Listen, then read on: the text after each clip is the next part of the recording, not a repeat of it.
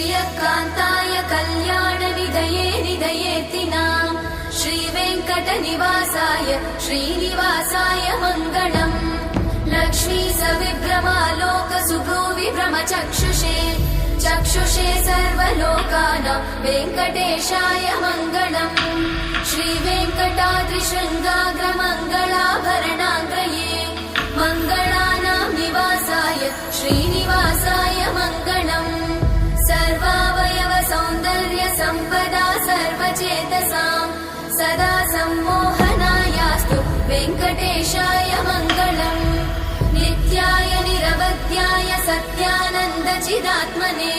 सर्वान्तरात्मने श्रीमद् वेङ्कटेशाय मङ्गलम् स्वतः सर्वविदे सर्वशक्तये सर्वशेषिने